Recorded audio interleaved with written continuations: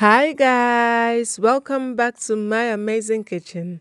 And if you are new here, kindly click on that subscribe button right now and join the amazing family today.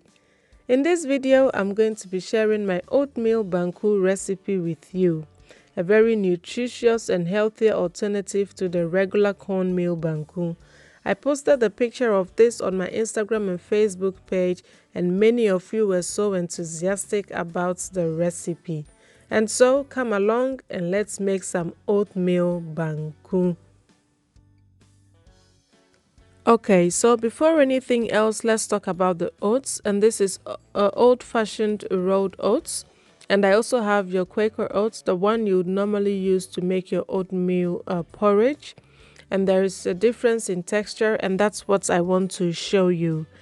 As you can see, the Quaker oats is a bit broken down compared to the rolled oats, but for your oatmeal banku, it is best to use the rolled oats.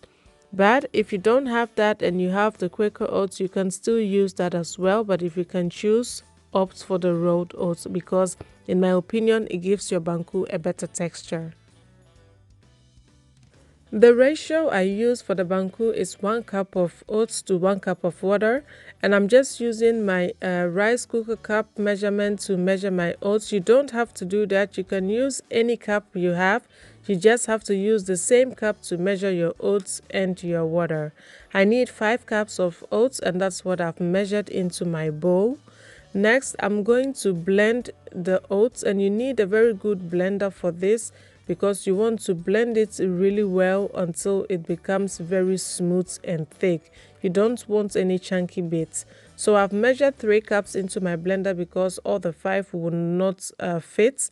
I've added 3 cups of water to it as well. So 3 cups of oats to 3 cups of water.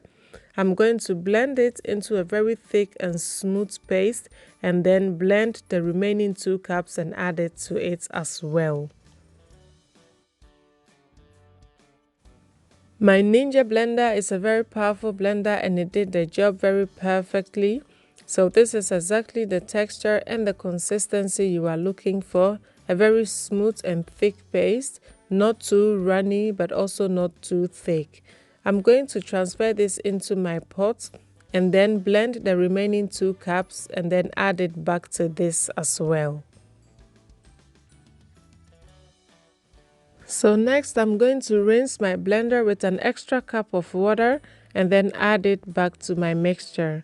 I'm going to salt it and then begin to stir until it becomes very lumpy.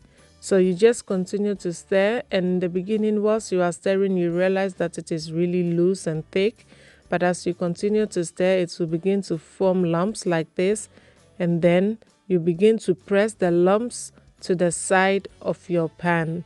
You press it and then you stir, press and stir until it becomes really thick or one big lump like this, just as you would make your normal banku. So I added about half a cup extra of water to the banku because I want it slightly softer than it is right now, and the water is also going to steam your banku and help in creating that perfect texture that we are going for. And you don't want to add your water in the beginning because you can always add more, but you can take out once you add it. I continue by adding extra half cup of water, and this is going to be the last. Once you add it, you want to clean the edges of your pot so that it will steam very beautifully. Once I stir and realize that it has gotten to the texture that I'm going for, our banku is ready to be served. Seriously, this is all there is to making oatmeal banku. You just keep adding water till you get the perfect consistency or texture that you prefer. So in total, I use 5 cups of oats to 7 cups of water, and just look at the texture. So beautiful, almost like the gan kenke texture. It's really delicious, nutritious and healthy as well. Now I go ahead and wrap my banku because it is ready to be served. And how I do it is by putting it into some plastic wrap. I'm going to twist and turn until it has the markings on the top of it because it looks beautiful that way. but you don't have to do it like that. It's just pleasing to the eye.